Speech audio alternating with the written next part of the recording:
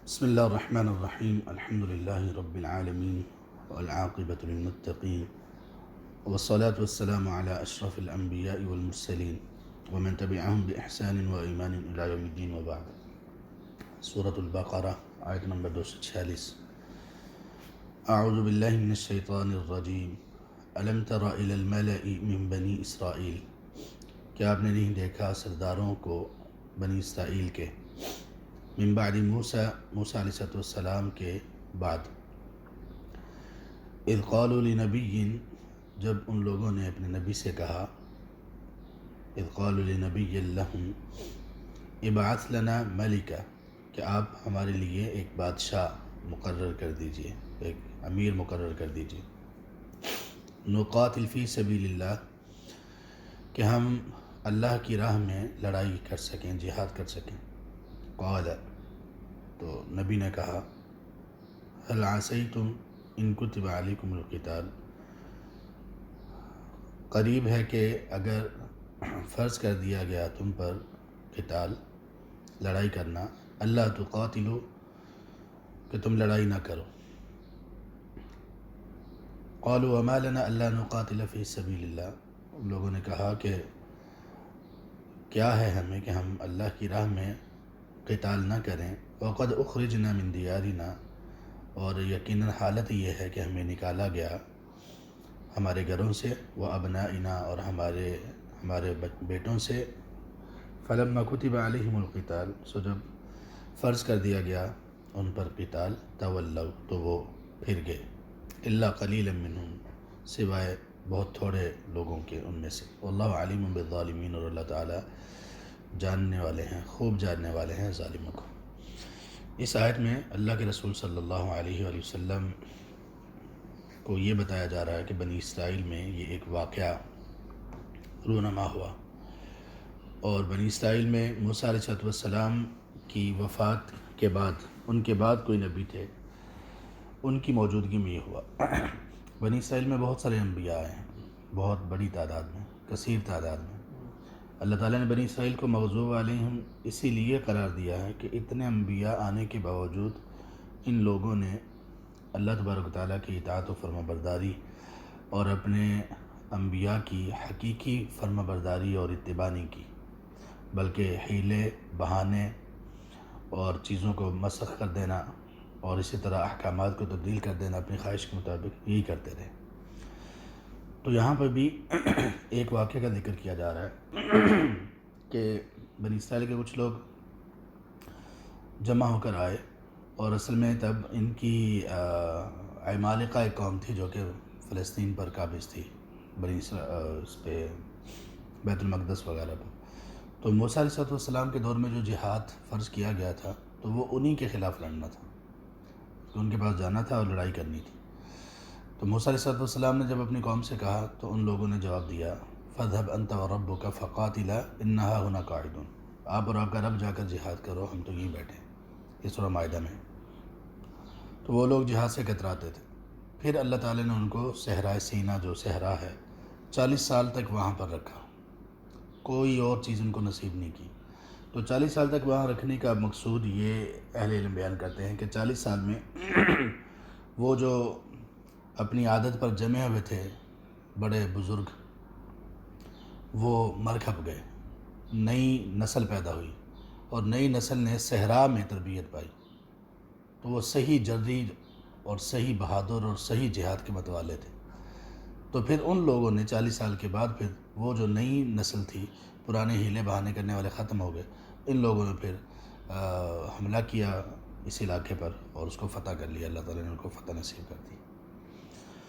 تو اب اس کے بعد چلتا رہا، دشمنی تو ان کی تھی بنی اسرائیل پر، موسیٰ علیہ السلام کی قوم پر جہاد تو فرض تھا، موسیٰ علیہ السلام جہادی نبی تھے۔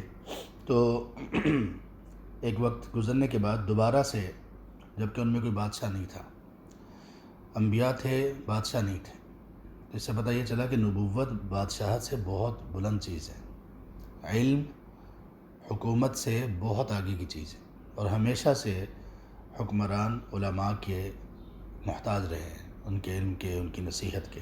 یہ ہمیشہ سے چلا آ رہا ہے، اور اسلامی حکومت کی علامات میں سے یہی علامت ہے کہ وہ اپنے علماء کے مشورے اور ان کی گائیڈ لائن کے مطابق ہی چلتی ہے۔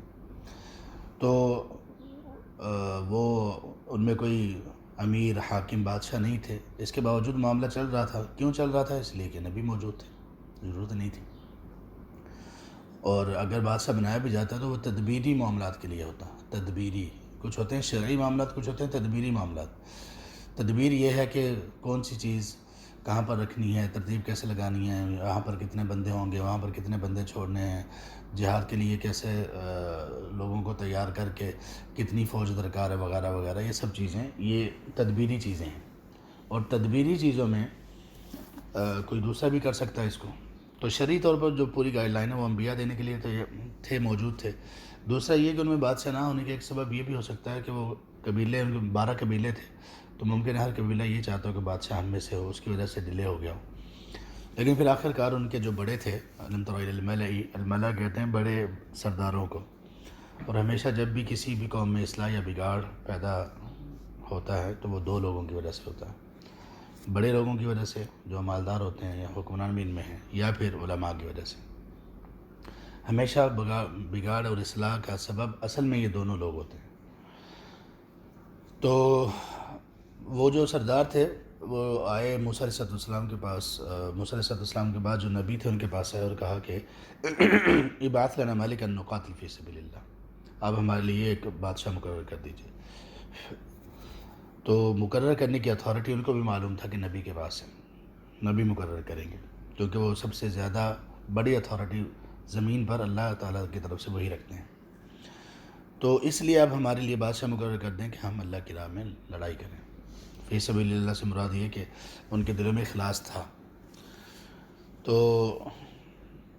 قال هل عسیتم ان کتب علیکم القتال الا تقاتلوا، تو وہ نبی بھی جانتے تھے، ان کی قوم تھی، پہلے انبیاء کو بھی ان کو معلوم تھا کہ ان لوگوں نے کیا کیا کیا۔ تو انہوں نے کہا کہ یہ نہ ہو کہ تم پر جب قتال فرض کر دیا جائے تو پھر بھاگو تم۔ تو یہ اس طرح کے جملے اس لیے بھی کہے جاتے ہیں، یہ حوصلہ شکنی نہیں ہوتی بلکہ حوصلہ مضبوط کرنا ہوتا ہے، بندے کو پکا کرنا، جس کو کہتے ہیں نا بندے کو پکا کرنا ہوتا ہے، چلو بھاگ تو نہیں جاؤ گے۔ تو انہوں نے کہا کہ وَمَا لَنَا أَلَّا نُقَاتِلَ فِي سَبِيلِ اللَّهِ، یہ کیسے ہو سکتا ہے، مطلب ہمارے کیسے لائق ہے کہ ہم اللہ کی راہ میں لڑائی نہ کریں، جبکہ ہمیں ہمارے گھروں سے نکالا گیا، ہمارے بیٹوں سے، یعنی ہمارے فیملی سے ہمیں دور کر دیا گیا، تو ہم لڑائی کیوں نہ کریں۔ تو اس کا مطلب یہ ہوا کہ انسان کی فطرت میں یہ شامل ہے کہ جو اس کو اس طرح اپنے گھر اور اس سے نکالتا ہے تو وہ اس سے لڑنا چاہتا ہے، یہ فطرت ہے انسان کی۔ کوئی بھی شخص کسی کو اس کے گھر سے نکالے گا تو وہ لڑائی کرے گا، لیکن اس کے باوجود انہوں نے اس کی نسبت اپنی طرف نہیں کی کہ ہم اپنا صرف اس کا بدلہ لینے کے لیے لڑیں گے، بلکہ انہوں نے کہا نقاتل فی سبیل اللہ، اللہ کی راہ میں لڑیں گے۔ لیکن یہ بھی ایک سبب ہے، اور قرآن میں بھی یہ بیان کیا گیا، اللہ تعالیٰ نے فرمایا اخرجوہم من حیث اخرجوکم، جہاں سے انہوں نے تمہیں نکالا تم بھی ان کو نکالو۔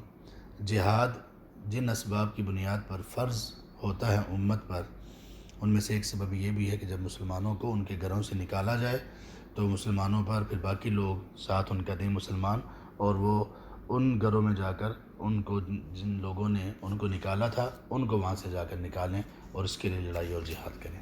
یہ جہاد کے اسباب میں سے قرآن کریم میں جو بیان ہوئے ہیں ان میں سے ایک سبب ہے۔ تو انہوں نے یہاں پر یہ کیا کہ یہ کیسے ہو سکتا ہے کہ جب ہمیں ہمارے گھروں سے نکال دیا گیا، ہماری فیملیوں سے ہمیں نکلنے پر مجبور کیا گیا، تو ہم جہاد کیوں نہ کریں، یہ کیسے ہو سکتا ہے ہم نہ لڑیں۔ اس کا مطلب یہ ہوا کہ ان کے ہاں بھی جہاد کے فرض ہونے کے اسباب میں سے ایک بہت بڑا سبب یہ بھی تھا کہ جب آپ کو آپ کے گھر سے نکال دے آپ کا دشمن آ کر ظلم کرتے ہوئے، تو پھر آپ پر جہاد فرض ہو جاتا ہے واپس اپنے گھر کو حاصل کرنے کے لیے۔ فلما کتب علیہم القتال، تو جب ان پر قتال فرض کر دیا گیا تولوا، تب وہ پھر گئے۔ اب ظاہر ہے کہ جب جہاد فرض ہوا تو اس کا مطلب کیا ہوا، اب نکلنا پڑے گا، اب وہ جو راحت کی آرام کی زندگی تھی وہ چھوڑنا پڑے گی، اب تو جان بھی جا سکتی ہے۔ اب یہ ساری چیزیں جب خطرات سامنے نظر آنے لگے اور یہ عیش پرستی کی زندگی جب یہ چھوڑنا یہ سامنے آ گیا، تو انہوں نے کہا کہ اب تو معاملہ خراب ہے۔ تو اکثر لوگ ان میں سے پھر گئے مطلب بہانے کرنے لگے، ہمارا یہ عذر ہے، ہمارا یہ عذر ہے، ہم نہیں جا سکتے وغیرہ وغیرہ، یا ہماری فصلیں پکی ہوئی ہیں، کچھ بھی چند ایک لوگ تھے جو اپنی جگہ پر اپنے وعدے کے مطابق قائم رہے کہ ہم اللہ کی راہ میں لڑائی کریں گے۔ اس سے یہ بات سمجھ آتی ہے کہ انسان کو آزمائش کی تمنا نہیں کرنی چاہیے، اور دوسرے نمبر پر یہ کہ کبھی کبھی انسان کو لگ رہا ہوتا ہے کہ فلاں جو معاملہ ہے یا فلاں آزمائش جو ہے یا فلاں ٹاسک جو ہے یہ میں کر لوں گا، بڑے آرام سے کر لوں گا، لیکن جب وہ ٹاسک آتا ہے، جب وہ معاملہ آتا ہے تو پھر انسان کر نہیں سکتا، عاجز ہو جاتا ہے اس سے۔ کئی کام ایسے ہیں ہمیں لگ رہا ہوتا ہے کہ ہم یہ کر لیں گے، لیکن جب وہ کرنا شروع کرتے ہیں یا وہ کرنے کا وقت آتا ہے تو انسان کر نہیں پاتا۔ کبھی سستی غالب آ جاتی ہے، کبھی مصروفیت غالب آ جاتی ہے، کبھی کوئی اور چیزیں نفس کو بھاری کر دیتی ہیں، کبھی کوئی بیماری غالب آ جاتی ہے۔ تو اس لیے کہتے ہیں کہ جب بھی کوئی خیر کی بات، کوئی خیر کا کام ہو تو اللہ تعالیٰ سے دعا یہ توفیق کی ضرور کرنی چاہیے۔ توفیق کے بغیر کچھ نہیں ہوتا، بالکل کچھ بھی نہیں۔ میں نے تو یہ بہت تجربہ کیا ہے، بہت زیادہ۔ کئی مرتبہ ایسا ہوتا ہے، یہ 1 2 3 4 مرتبہ نہیں، اس سے زیادہ مرتبہ ہوا پچھلے تقریباً کوئی 8 10 سال سے۔ کئی لوگ وہ ہمیں کہتے ہیں کہ کلاس شروع کریں، ہم نے یہ پڑھنا، ہم نے یہ پڑھنا ہے، اور واقعی ان میں نظر آ رہا ہوتا ہے کہ یہ بہت سنسیئرٹی کے ساتھ اور اخلاص کے ساتھ پڑھنا چاہتے ہیں، اور ہمیں ان پر اچھا گمان ہے۔ تو وہ بہت زیادہ اصرار کرنے کے بعد اور کہتے ہیں کہ ہم فلاں چیز پڑھنا چاہتے ہیں، اب شروع کریں۔ جب شروع کر دی جاتی ہے تو کچھ عرصے کے بعد وہ لوگ بیچارے نہیں ہوتے۔ دوسرے لوگ جنہوں نے کبھی کہا بھی نہیں ہوتا وہ پورا عرصہ ساتھ چلتے ہیں اور وہ بیچارے رہ جاتے ہیں۔ یہ کئی مرتبہ ہوا۔ تو اس سے سمجھ یہ آتی ہے کہ اللہ تعالیٰ سے توفیق کا سوال یہ چھوڑنا نہیں چاہیے۔ توفیق مل جائے تو ہر چیز سموتھلی چلتی ہے، توفیق نہ ملے پھر کئی مصروفیات ہیں، کئی معاملات ہیں، پھر بندے کو تھکن بھی ہو جاتی ہے، پھر بندے کو مصروفیات بھی آ لیتی ہیں، پھر بندے کو لگتا ہے کہ میں دور ہوں، پھر دور قریب کے کبھی مسئلے آ جاتے ہیں، کبھی کچھ، اور اگر توفیق ہو تو پھر بندہ کہاں سے آ جاتا ہے۔ میں نے دیکھا کئی لوگ اتنے میلوں کا سفر کر کے کلاس میں آتے تھے اور پڑھتے تھے، اور کئی لوگ بالکل قریب سے بھی نہیں آ پاتے تھے۔ تو توفیق جب چھین جائے تو کوئی کچھ بھی باقی نہیں رہتا۔ تو اس لیے خیر کے کاموں میں توفیق کو مانگنا یہ بہت ضروری ہے، اور یہ جو میں نے پوری بات کی ہے یہی معنی اور مفہوم ہے اس دعا کا جس کو نبی صلی اللہ علیہ وسلم نے جنت کا خزانہ قرار دیا۔ صحیح بخاری میں نبی صلی اللہ علیہ وسلم نے ابو موسیٰ اشعری رضی اللہ عنہ سے کہا، الا ادلک علی کنز من کنوز الجنہ، میں تمہیں جنت کے خزانوں میں سے خزانے کا نہ بتاؤں؟ تو انہوں نے کہا جی ہاں بتائیے اللہ کے رسول۔ تو آپ نے فرمایا لا حول ولا قوت الا باللہ، یہ جنت کا خزانہ ہے۔ کیوں خزانہ ہے؟ اس لیے کہ اس دعا میں، ان کلمات میں جو عقیدہ سکھایا گیا ہے وہ بندے کو بالکل قائم رکھتا ہے نیکی پر اور گناہ سے دور رکھتا ہے۔ اس کا مطلب کیا ہے کہ یا اللہ کوئی نیکی کرنے کی طاقت نہیں ہے مجھ میں، نہ ہی مجھ میں کوئی برائی سے بچنے کی قوت ہے، الا باللہ، ہاں تیری توفیق کے ساتھ میں نیکی کروں گا، تیری توفیق ہوگی تو کر پاؤں گا، ورنہ نہیں ہوگی یا اللہ، میری ہمت نہیں ہے، میں نہیں کر سکتا ہوں۔ اور برائی سے بچنا ہو تو یا اللہ تیری اگر توفیق ہوگی تو برائی سے بچ پاؤں گا، ورنہ یا رب میں بڑا کمزور ہوں، میں نہیں بچ پاؤں گا، تیری توفیق۔ یہ ہے توفیق، یہ توفیق کا سوال بندے کو کرتے رہنا چاہیے۔ توفیق ملتی رہے تو کام چلتا ہے، توفیق اللہ کی طرف سے چھن جائے تو پھر بندہ کبھی یہی سمجھتا رہتا نہیں میرے معاملات تھے، میری مجبوریاں تھیں۔ مجبوریاں نہیں ہوتی، توفیق چھن جاتی ہے۔ ورنہ توفیق ملی رہے تو بڑی بڑی چیزیں ہوتی ہیں جو لوگوں کے نزدیک مجبوریاں ہوتی ہیں، بندہ ان کو مینیج کر رہا ہوتا ہے اللہ کی توفیق سے۔ تو ان لوگوں کے ساتھ بھی یہی ہوا۔ اوپر جو انہوں نے کہا نا ملک النقاتل فی سبیل اللہ، مفسرین لکھتے ہیں کہ یہاں سے یہ پتہ چل رہا ہے کہ یہ اخلاص کے ساتھ کرنا چاہتے تھے جہاد۔ یہ کہتے تھے ہم آپ بادشاہ بس مقرر کریں، ہم نے اللہ کی راہ میں لڑنا ہے۔ تو یہ جو اللہ کی راہ کے الفاظ انہوں نے کہے تو اس سے پتہ یہ چلتا کہ یہ واقعی ہی سچے تھے اس میں اخلاص کے ساتھ، لیکن بعد میں جب وقت آیا تو پھر توفیق سے بہت سارے لوگ محروم ہو گئے۔ واللہ علیم بالظالمین، اور اللہ تعالیٰ ظالموں کو خوب جاننے والے ہیں۔ یہاں ظالم کن لوگوں کو کہا گیا؟ ظالم ہر وہ شخص ظالم ہے قرآن کی زبان میں۔ ویسے تو ہر گناہ گار، جو بندہ جو بھی نافرمانی کرتا ہے وہ ظلم ہے۔ ہر گناہ اور نافرمانی کو ظلم کہا گیا ہے، اور سب سے بڑا ظلم شرک ہے، ان الشرک لظلم عظیم۔ لیکن یہاں پر ظلم سے مراد ہے فرض کو چھوڑ دینا۔ ان پر جہاد فرض کر دیا گیا، کتبہ فرض کر دیا گیا جب جہاد، تو تب انہوں نے چھوڑا۔